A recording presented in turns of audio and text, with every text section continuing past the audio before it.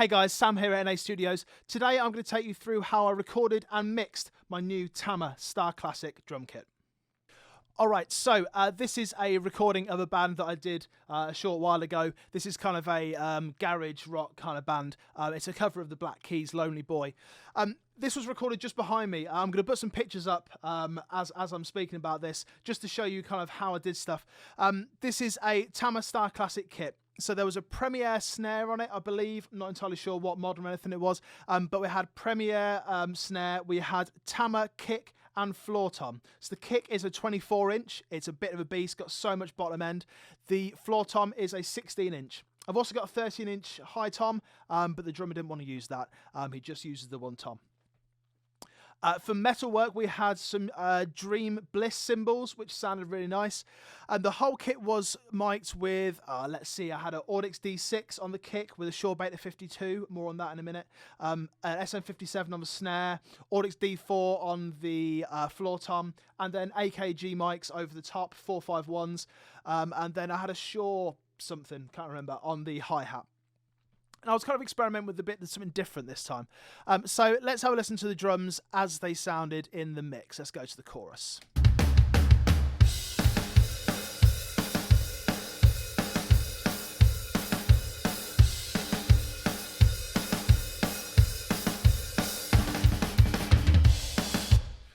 Cool, so nice, big, fat, roomy drums. You can tell I'm in a small room, okay? I wasn't in a massive room to record this, so I've utilised some plugins that I kind of lean on to make it sound a lot bigger. So let me just take off all the effects for a moment, or all the kind of sends. This is just the drums as they were. It's the process on the individual channels, but no room, no reverb, anything like that. Still sounds pretty good. I'm going to bring in the room mics. Or should I say room effects? It could well be room mics. It sounds just like a room. What I've got here is Verb Suite from Slate Digital. And this is one of the BM7, the Bricasti models. Studio A, 713 milliseconds. Made it as big as it can go. I just love this sound. It's absolutely fantastic. Add some real punch to it. So on the individual mics then, on the kick in, absolutely nothing. Just a gain plug-in so I can ride it a little bit at the end. Have a listen to how that sounds. Sounded so cool just right off the bat. I didn't need anything. And then I've got a kick out mic. So the kick in was a Shure Beta 52. The kick out was an Audix D6. With this, I'm taking off some top end, giving it a bit of a boost in the lows, and rolling off some of the really lows. So here it is on its own, just the kick out. You're really getting that thump of the 24-inch kick. And then with the kick in, so I kind of felt with those two, I had a decent mix. I had the real lows and I had the real slap of the highs, but I was missing some of that sort of punch. So I often go to Slate Digital Trigger. I was using, I think these are the deluxe samples. Where am I looking? So this was the Kick Birch Hard. I think this is... yeah, I'm pretty sure this is in here somewhere, some of the deluxe kicks. But I'm not using this just on its own. It's just reinforcing everything. So let's hear it on its own. It's kind of halfway between the kick in and the kick out. So I'll play you it with the sample and then without. Here's it with. And without. I'm getting all that bottom end from the mic. I'm getting all that top end from the mic. So it's just giving me that kind of middle punch stuff, which I was very happy with.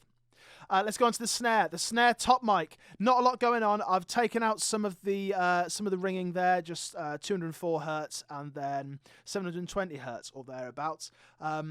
Not too much in the way of processing on here. No EQ, a bit of virtual channel because it was kind of a garage rock, vibey thing. I needed that. And then a compressor from FG Stress.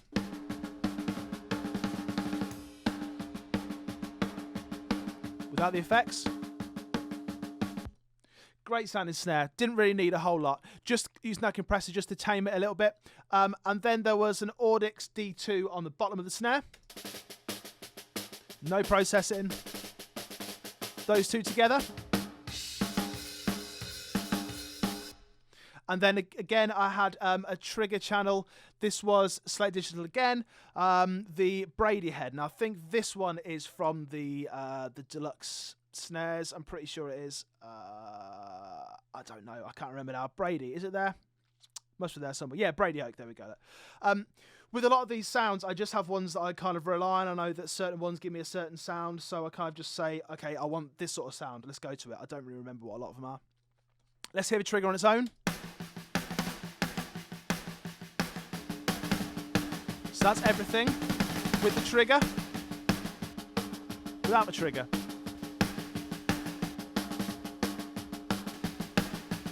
It's just adding a bit of weight, a bit of kind of beef to it. It's by no means replacing it completely. It's simply augmenting it. So that floor tom, he didn't hit it a whole lot, but when he did, I needed it to punch through. I like the floor tom preset on Virtual Mix Rack. It just gets me kind of in the right area, and then I can manipulate it from there. I think I potentially added a bit more lows and a bit more highs. Can't remember. I like what it gives me though. So let's hear that floor tom. I've edited these pretty tightly. I've taken all the edits out, all the areas out that didn't have floor tom. Let's have a listen to it.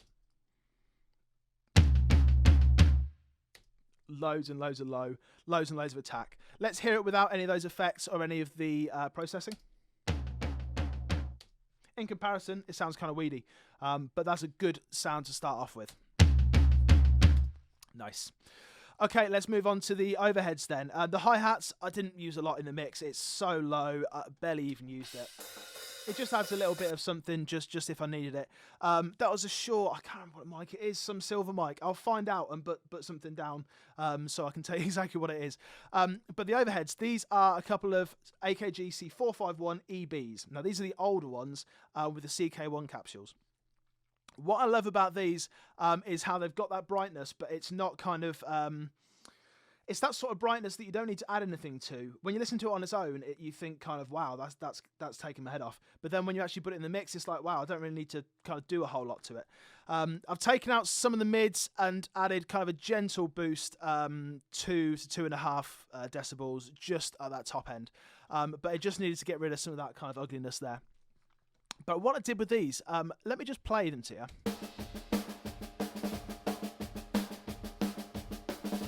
Then the chorus.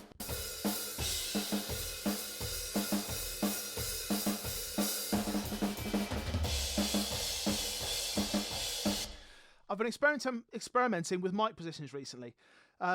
I've never been a massive fan of the XY on drums, unless I've got like a really wide pair of rooms as well. I think it doesn't really do a lot for me. Space pair is cool. I think that kind of works. But what I've been doing recently is it's not a typical ORTF where you'd have, your mics pointing out like that in the one spot. I've been having them at space pair, but then pointing them outwards slightly. I'll put a picture up so you can see that. But what that tends to do for me is it just gets the top end of the cymbals. It gets the real wash, and it doesn't get too much of the stick attack on the actual cymbal. You still get a decent amount of snare, decent amount of kick drum, but it just takes away that kind of ugliness a little bit. I'll still take it out with the EQ should I need to, but it gives you a far better starting point in my mind. So I'm doing a space pair and then just pointing them outwards. It spreads them on the stereo field as well. I'll pan them hard left and right. But to me, that just gives a far better sound, much cleaner, it's brighter, but it's kind of washier. That's the word I'd use for it. And then moving on, so on the drums in general, I'm giving them a bit of compression and no EQ, just comes in the preset that I use. A bit of virtual mix bus as well, so let's hear that with and without. That's without. So virtual mix bus, just adding a bit in the top end there, a bit of grit as well. A very small amount of compression, not a whole lot happening there. So this drum reverb, I don't even use it on this track, but typically I'll just have like, I think it's the CLA snare plate. In this track, it didn't need it. It was that garage rock. It didn't need kind of an extended tail, and the drum rooms give me everything I needed. Now, drum bomb, I've done a video on this separately. If you check it out just above now, this is something that I use as a parallel chain, and it's just got the FG bomber on it from Slate Digital, and it just adds loads and loads of punch to the track. So have a listen to it just on its own. This is just on the shells.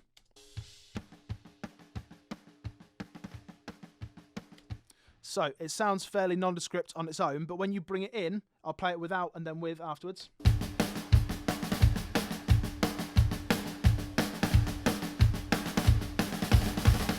It's just adding a hair, just a little bit of punch there, which is something that I really like.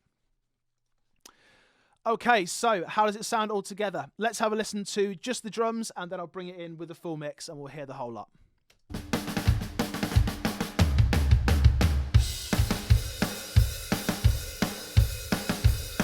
Here it comes.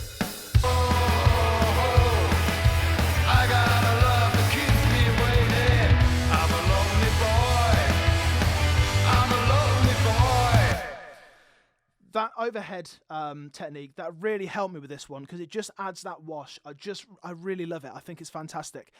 Give it a try. See if it's something that you can get a decent sound out of. And let me know in the comments, what's your favourite stereo technique to use on the overheads?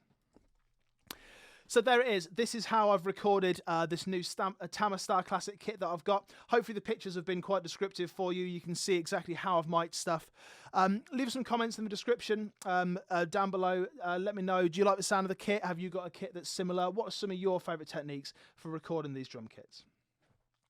As always, make sure you hit subscribe, make sure you hit like, and check out what we got coming up next. Take care. Thanks a lot.